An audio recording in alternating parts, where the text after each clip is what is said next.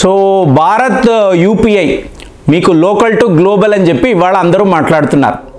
ఏకంగా 20 దేశాలు మన యూపీఐని యాక్సెప్ట్ చేయడం. యూపీఐ అంటే యూనిఫైడ్ పేమెంట్ ఇంటర్ఫేస్. సో ఇది మీకు ఇవాళ ప్రపంచ స్థాయిలో ఒక డాలర్ అనండి, చైనా వాడు యువాన్ అనండి, దీనికి పోటీగా అంటే మన భారత్కు సంబంధించిన రూపీ అనేది ఇవాళ ఒక గ్లోబల్ కరెన్సీగా మారుతుందా అంటే ప్రపంచంలో నలుమూలలా మీకు ఉండే దేశాలంతా కూడా ఎస్ మేము ఇండియా యొక్క యూపీఐని యాక్సెప్ట్ చేస్తున్నాము అంటే మొన్న మాట్లాడాను ఐఫిల్ టవర్ దగ్గర మీకు చాలా పెద్ద ఈవెంట్ మీకు ప్యారిస్లో ఫ్రాన్స్లో మన యొక్క యూపీఐని వాళ్ళు యాక్సెప్ట్ చేశారు. అంటే ఇప్పుడు ఇవాళ మీరు యూరోప్ వెళ్ళారు, ఫ్రాన్స్ వెళ్ళారు అనుకోండి, మీరు అక్కడ యూపీఐని వాడవచ్చు అంటే ఆ ఫీలింగ్ జస్ట్ ఇమాజిన్. అంటే ఒకప్పుడు మనము డెబిట్ కార్డ్ అనేవాళ్ళము, క్రెడిట్ కార్డ్ అనేవాళ్ళము, ఇవన్నీ మాట్లాడుతూ ఉంటాం. ఇవాళ ఏమీ అక్కర్లేదు, మీ చేతిలో స్మార్ట్ ఫోన్ ఉంది అనుకోండి, ప్రపంచంలో మీరు ఎక్కడికైనా వెళ్ళవచ్చు, ఏ వస్తువైనా కొనవచ్చు, ఏ టికెట్ అయినా కొనవచ్చు. జస్ట్ భారత్ యొక్క యూపీఐ ఉంటే చాలు. అంటే అసలు ఆ పవర్ చూడండి, మన కరెన్సీ యొక్క పవర్ ఎక్స్ట్రాడినరీ. సో నిన్నటికి నిన్న మీకు శ్రీలంక, మొరీషియస్ వీళ్ళు ఇద్దరు కూడా ఎస్ యూపీఐని మేము ఒప్పుకుంటున్నాము అని చెప్పారు. సో ఈ లిస్ట్ మీరు చూసారనుకోండి, ఏకంగా 20 దేశాలు ఇవాళ వరకు మీ యూపీఐని వీళ్ళు యాక్సెప్ట్ చేశారు. ఆల్రెడీ నేను మాట్లాడాను 10 బ్యాంకులు. ఇప్పుడు ఫస్ట్ ఈ విషయం ఏంటి, ఎస్బీఐ దాకా వచ్చింది. డిజిటల్ పేమెంట్స్ను మనం ఇంట్రడ్యూస్ చేద్దాము. అప్పుడే ఇదంతా కూడా కొత్త అండి. అమెరికాలో మీకు ఒక్కొక్క దగ్గర, అమెరికా, చైనా అనండి, ఒక్కొక్క ప్లేస్లో వీళ్ళు డిజిటల్ పేమెంట్స్ చేస్తే ఎలా ఉంటుందని ఆలోచించారు. సో ఇండియాకు కూడా ఇదే ఆలోచనే వచ్చింది. స్టేట్ బ్యాంక్ ఆఫ్ ఇండియాకు వెళ్ళినప్పుడు బాగుంటుందండి, మేము మాకు సంబంధించిన ఒక పేమెంట్ ఇంటర్ఫేస్ని మొదలు పెడతాము అన్నారు. ఇలాగే ఐసిఐసిఐ అన్నారు, హెచ్డిఎఫ్సి అన్నారు. ఎవరికి వాళ్ళకి కావలసిన గేట్వే అంటారు చూసారా, సో దీన్నే మీకు ఇమీడియట్ పేమెంట్ సర్వీసెస్ అంటారు. సో ఇలా చేద్దాము అనుకున్నప్పుడు సడన్గా వీళ్ళందరికీ కూడా కూర్చొని ఒక ఆలోచన, మీకు ఉన్నదేమో reserve bank of India. So వీళ్ళే కదా టైం టు టైం మీకు ఈ కరెన్సీ అనే దాన్ని మానిటర్ చేస్తారు. ఫారిన్ ఎక్స్చేంజ్ అనేది రిజర్వ్ బ్యాంక్ ఆఫ్ ఇండియా దగ్గరే కదా ఉంటుంది. మరి అలాంటిది ఒక సెంట్రల్ బ్యాంక్ ఉన్నప్పుడు ఇన్ని బ్యాంకులు విడివిడిగా డిజిటల్ పేమెంట్స్ చేయడం ఏంటి? సో వీటిని అంతా కూడా ఒక నెట్వర్క్ చేస్తే, ఒక ఇంటర్ఫేస్లోకి తీసుకువస్తే అందరికీ బెనిఫిట్ కదా. అందరము కూడా రిజర్వ్ బ్యాంక్ ఆఫ్ ఇండియాతో అనుసంధానం అయిపోయి ఉంటాము కదా.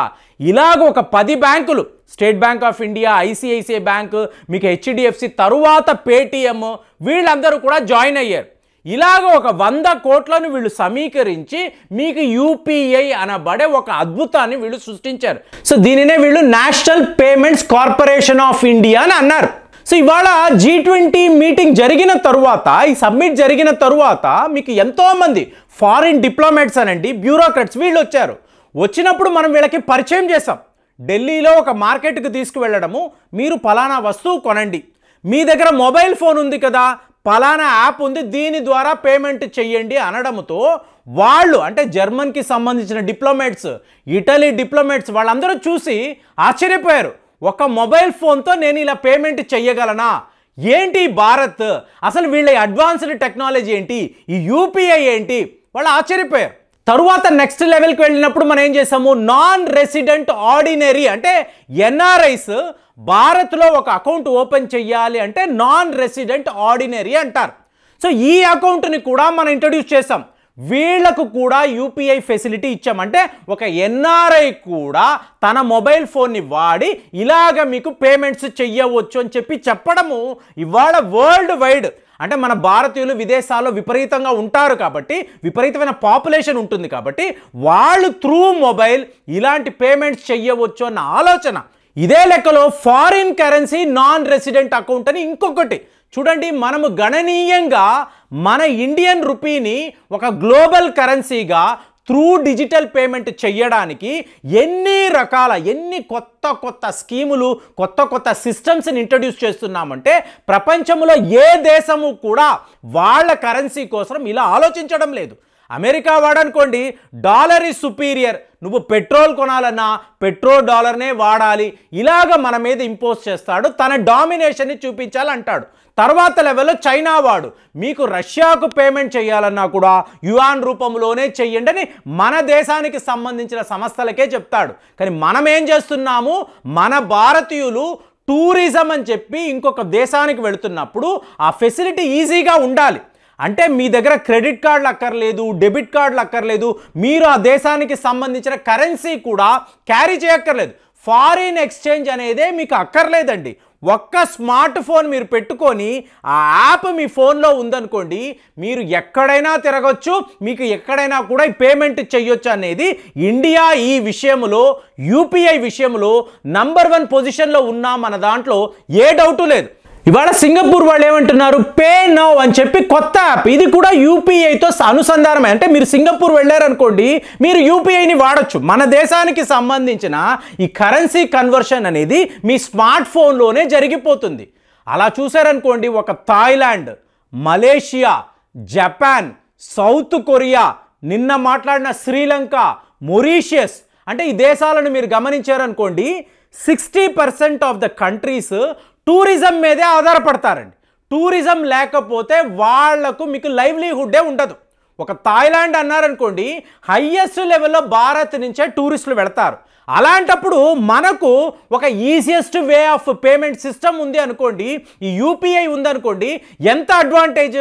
ఆ దేశానికి టూరిజం పెరుగుతుంది, అలాగే మన యొక్క ఫారిన్ ఎక్స్చేంజ్కి డిజిటల్ పేమెంట్ రూపేణా మనం ఎన్నో రకాలుగా మన ప్రజలు, మన భారత పౌరులకు ఎన్నో అడ్వాంటేజెస్ సిచ్యువేషన్స్ ఉంటాయి. మనం ఈజీగా పేమెంట్స్ చేయగలము. ఇలాగ ఆ దేశం యొక్క ఆర్థిక వ్యవస్థను మనము ఆదుకోగలము. అట్ ది సేమ్ టైం మనకు కూడా easy to use, easy pay అనే ఒక లెక్కలో మనం ఉంటాం. ఇదే మీరు మాల్దీవ్స్ని చూసారనుకోండి, మాల్దీవ్స్కి ఇవాళ జీరో టూరిజం ఫ్రమ్ ఇండియా. అంటే వాడికి ఉండే ఒక అత్యంత గొప్ప అవకాశాన్ని వాడు పోగొట్టుకున్నాడు. దీనిని శ్రీలంక, మొరీషియస్, థాయిలాండ్, మలేషియా వీళ్ళందరూ ఎన్కాష్ చేసుకోవాలని అనుకుంటున్నారు. అందుకే నిన్నటికి నిన్న శ్రీలంక, మొరీషియస్ ఇమీడియట్గా యూపీఐని మేము ఒప్పుకుంటున్నామంటే 20 దేశాలను ఏదైతే మాట్లాడుతున్నానో అందులో శ్రీలంక, మొరీషియస్ని కూడా మీరు కలుపుకోవాలి. ఆల్రెడీ బంగ్లాదేశ్ ఉన్నారు, నేపాల్, భూటాన్ అయితే the first country to accept India's UPI. అలాగే మీరు యూరోప్లో ఎన్నో దేశాలు ఇవాళ వాళ్ళందరూ కూడా ఈ యూపీఐ సిస్టమ్ బాగుంది. ఎందుకు? యూరోప్లో కూడా భారతీయుల టూరిజం అనేది విపరీతంగా పెరుగుతుందండి. మీకు ధరలు తగ్గిపోతున్నాయి, ఎనర్జీ క్రైసిస్లో ఉన్నారు కాబట్టి వీళ్ళలో ఎన్నో దేశాలు, ఇప్పుడు ఒక ఆస్ట్రియా అన్నారనుకోండి, భారత్ నుంచి వచ్చే టూరిస్టుల కోసము వాళ్ళు లిటరల్గా ఎదురు చూస్తారు. అక్కడ కూడా మీకు యూపీఐ సిస్టమ్ ఉంది అనుకోండి. ఇప్పుడు దుబాయ్ వెళ్తారు కదా, ఎంతోమంది దుబాయ్ వెళ్ళి వస్తూ ఉంటారు. 3 days ట్రిప్ అని, 4 days ట్రిప్ అని. ఇవాళ దుబాయ్ టూరిజం అనేది చాలా చాలా ఎక్స్ట్రాడినరీగా ఉంది. మరి అక్కడ యూపీఐ ఉంది అంటే టూరిజం బేసస్లో మనం యూపీఐని ఎంతలా వాడుతున్నామంటే రేపు ప్రపంచం అంతా కూడా ఈ యూపీఐ సర్వీసెస్ అద్భుతంగా ఉన్నాయి, మేము కూడా జాయిన్ అవుతామని అన్నారనుకోండి. ఇండియా యొక్క రూపీ వాల్యూ, మన కరెన్సీ లోకల్ టు గ్లోబల్ ఎంత షార్ట్ టైంలో కన్వర్ట్ అయిందో చూడండి. ఇది చాలా గొప్ప విషయం. సో అలాంటి ప్రయత్నాలు ఇంకా కూడా మనము చేస్తూనే ఉన్నాము. సో ఇందులో మాత్రం మనం విజయం సాధించామనుకోండి, అమెరికా వాడి డాలర్ అనండి, చైనా వాడి యువాన్ అనండి, దీనికి చాలా పెద్ద గట్టి పోటీ మనం ఇవ్వవచ్చు. ఇండియన్ కరెన్సీ యొక్క వాల్యూని గణనీయంగా మనం పెంచుకుంటూ వెళ్ళొచ్చు.